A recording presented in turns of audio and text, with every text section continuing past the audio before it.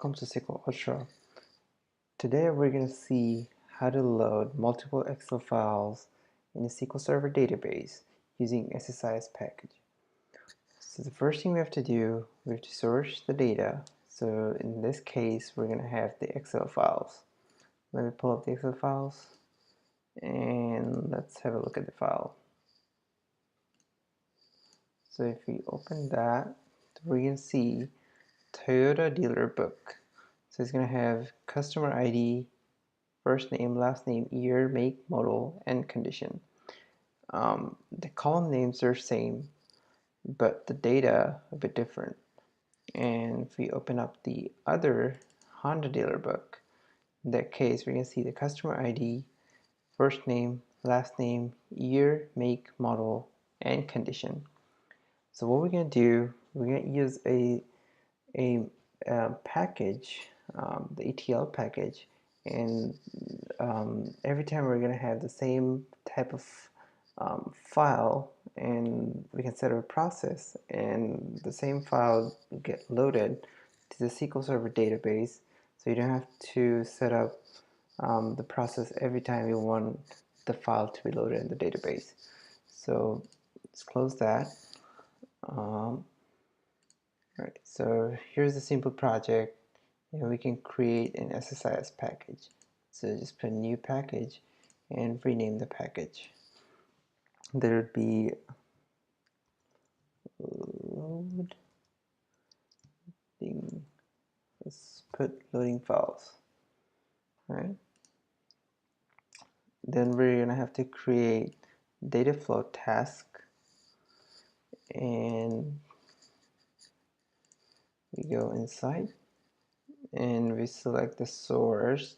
In that case, it would be Excel source right here. And we're going to select one file for now, and we will go through the process of selecting multiple. So new, and we select one of the files. I will select the first one. Okay. Now you have to select the Excel sheet. We only have one, so we'll just preview that. Everything looks fine, and hit OK. Look at the columns. If everything looks fine, okay. Now we are going to select the destination. So I did not create the table. You can either create the table first, or you can create here. So I'll select all the DB destination, and I'll match it up or join up. So here we have to create a new connection manager. So in that case, the connection manager would be a different database, not this. So I'll go ahead and create new. I'll keep the same server name, so it will go through the system and find out this server. But you can type in. So I just clicked the server name button, so that it's going to pop up server name. So in that case, my server name would be CS103.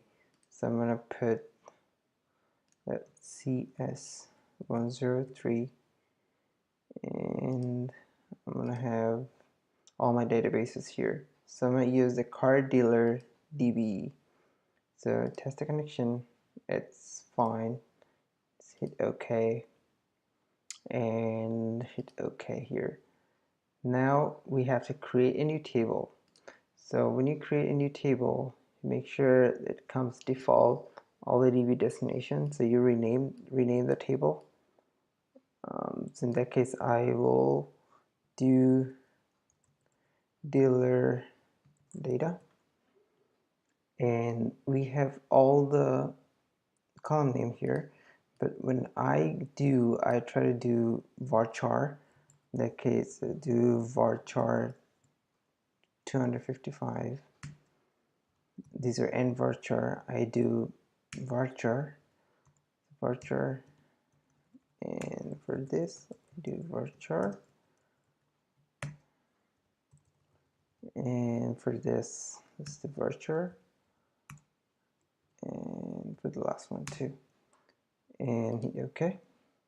So you're not going to see data now because the table has been created and it's empty. So what we're going to see here is the mapping. We're going to see if all the source and destination matches up and hit OK. So now it's saying something here. So take a look. Everything looks fine. Right. First name can convert between Unicode. So here's the problem. So if you see this type of message, then you have to convert the data. So what we have to do, we're going to have to convert it using data conversion. So I'm going to bring the data conversion here. So it will convert the data, and we're going to have the data good to go. So I'll always try to do string data because this is the way that, this is the best way to go. So I'll always do a string for all of them so you don't have trouble. So string, try to keep 255 characters long. Data string, and the last one string too. So customer ID, so we're going to have the column name set up. So customer ID. In that case, we need to change the column name of the destination. So let's do customer ID and just do ID then. Cust first name, cust last name, car, year.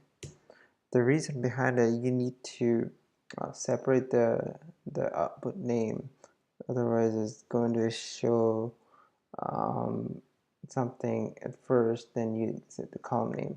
So car, make, car, model, and car condition. All right, so we're good. So here I'm going to delete this. I'm going to create a different destination. So all DB destination, and I make sure I have to delete the table from here too, because we tried it the first time. So hit delete data, and we're going to recreate the table again. Right. So I add it up here, and these are fine. Just need to create a new table. So when you do have, let me rename that dealer data, and we can remove all of this because they're gonna come twice, so we can leave the converted data here. Okay, now what we have to do with the match the columns, so to make sure it matches all of this. All right, okay, now we can run it and it will simply go through and follow the process. All right, so we debug that, and we're going to verify the SQL Server table. All right, so it's saying modified project.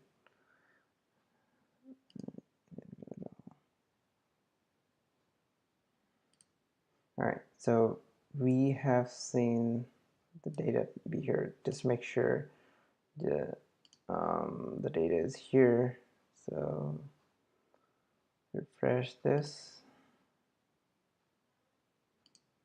Right, refresh this. We're gonna see the table here. That's right there, and make sure data is there.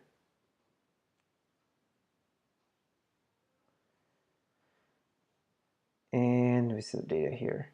All right. So let's go back and do multiple times. In order to do that, we need to create a for each loop container, and we're going to create a variable. For each loop container, toss this guy in here. In that case, every time when the file has to run, it go through. All right. Before we do that, we need to create the variables. In that case, the variable would be here. Sorry, define a variable would be here.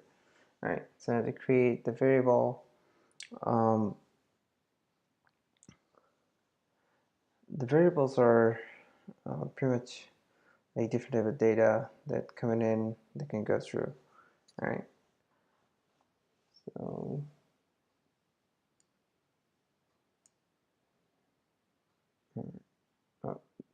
before creating the variable, let's edit this part. Let's do file path folder file name, and let's put string. Let's put string here. The file path would be the actual path, including the file name. So we select the file name here and put it right here. And the file name would be the file name itself. So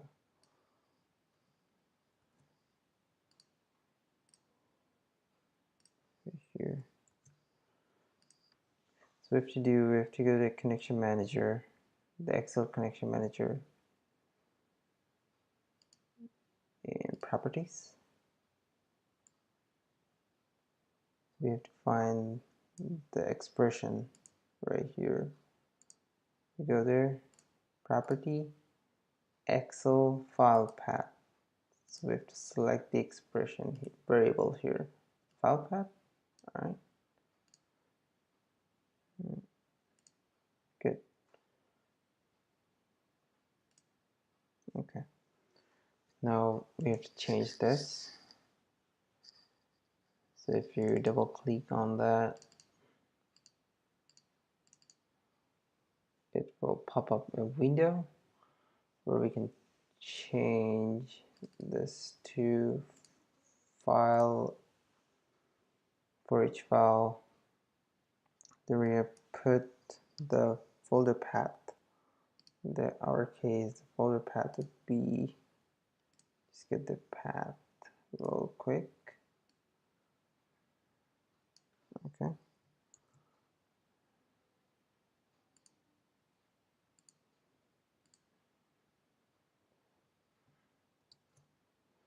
And let's do fully qualified, and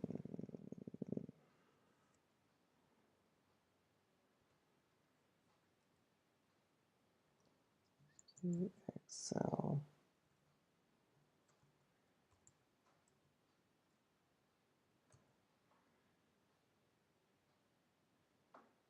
And the variable will be file path 0.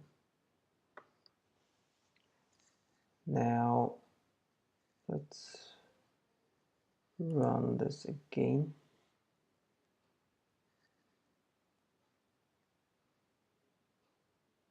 So we should be seeing both files here. All right, here. So these came twice because we already had that. So if we truncate the table and run the package again, we're gonna see both files only one time. So to truncate this, we have no data here. and run the package again. Run it, and 2 files loaded. Let's check it out. All right, here we go. All right, that's how you load multiple files, multiple Excel files in a database table using SSIS. All right, thanks for watching.